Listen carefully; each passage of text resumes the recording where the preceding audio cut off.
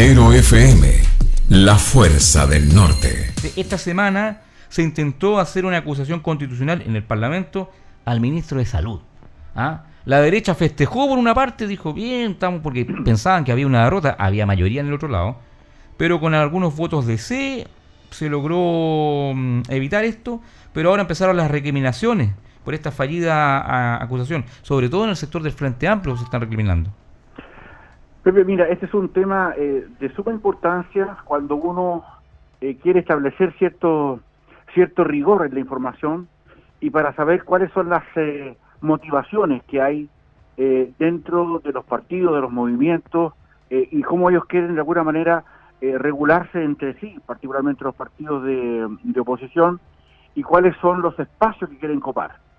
Cuando ocurren cosas como esta, la acusación constitucional a un ministro, que eso es una cuestión política, que parte de una, yo diría que una inconsulta, digamos, opinión de una de las integrantes del Frente Amplio, no en una información colegiada, no una decisión colegiada que dice que a lo mejor, y eso lo toman para poder establecer algunos criterios, y eso sirve como, digamos, como antesala para empezar a proponer o a provocar también ciertos encuentros dentro de la Cámara para ver el tema de los liderazgos.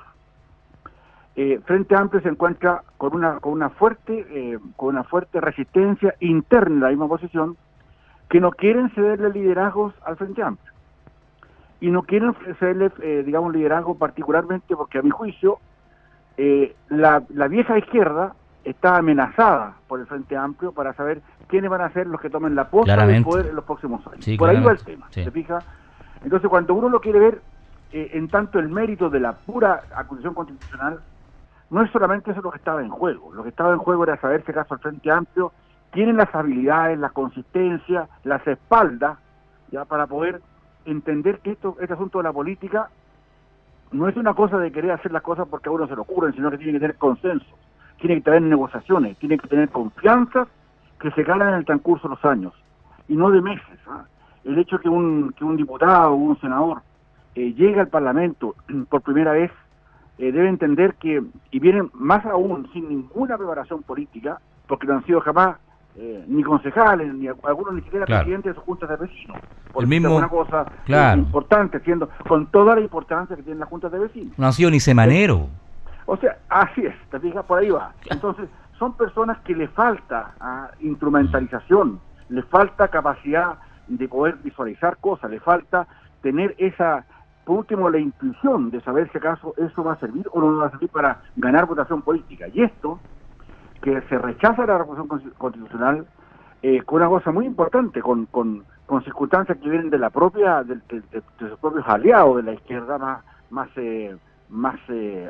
digamos, yo diría, más antigua, como el Partido Socialista, que los criticó por esto, por inconsulta, o el Partido Comunista, que le dice que no tienen todavía, digamos, espaldas o no tienen capacidad de movimiento para esto, no obtienen todos los votos, y particularmente por la actitud, y por la coherencia, mira la palabra que estoy usando, la coherencia que demostró la democracia cristiana para hacerle ver al Frente Amplio que no son tan importantes como creen, ¿te fijas? Y donde la votación de la democracia cristiana sí o sí es vital ya para el movimiento o para la generación de políticas dentro del Congreso.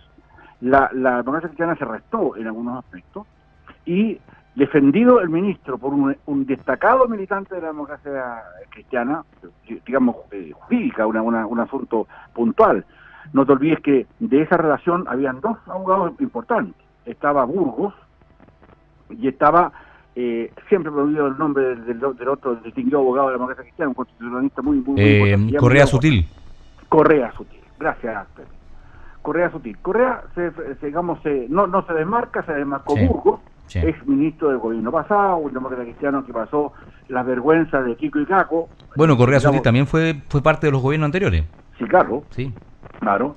Entonces, el punto pasa porque la defensa que hace un demócrata cristiano del ministro del actual gobierno genera un problema muy serio dentro de esta situación, y finalmente el Frente Amplio queda en vergüenza, queda trasquilado, queda de alguna manera te digo yo, disminuido frente a lo que es el gran concierto de las negociaciones internas en el Congreso. Se le quiere decir con esto no solamente que ha cometido un error político al acusar a un ministro donde no había mucha razón de hacerlo, porque la razón de base no eran lo suficientemente poderosas ni fuertes para poder acusarlo. Sin embargo, los movimientos que se generan internamente en el Frente Amplio, la búsqueda de apoyo en sus congéneres de la izquierda antigua, no tiene el eco que ellos esperaban. Y además, como lo señalamos recién, el rechazo de la democracia cristiana, casi en bloque, para poder decirle, miren, sin nosotros, ustedes no van a ser oposición franca, así que mejor empiecen a considerarnos. Y ese dato es muy importante, Pepe, para cómo se empiezan a fraguar, digamos, las negociaciones políticas hoy día, y saber que el Frente Amplio, que sabemos que no es una cosa armónica, orgánica, que está integrada por muchos partidos y movimientos, que tienen fuerzas, digamos, disímiles dentro del tema, que no se manejan o no tienen hoy día los relacionadores públicos, los nexos periodísticos con los grandes medios.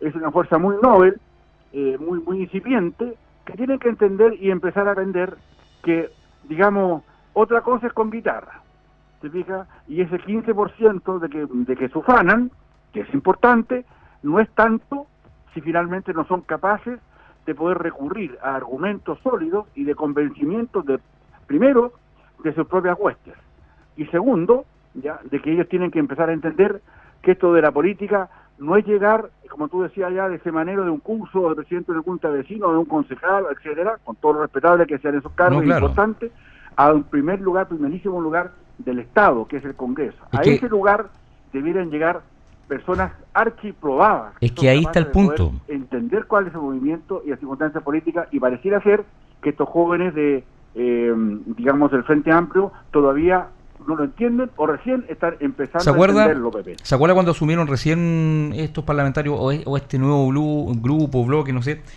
Bueno, ya se armó toda una polémica por Florcita Motúa. Así es. Y Florcita Motúa en una entrevista le preguntan, pero ¿usted está preparado? No, que a mí me preguntaron y yo fui porque para saber qué pasaba nomás, pues salí.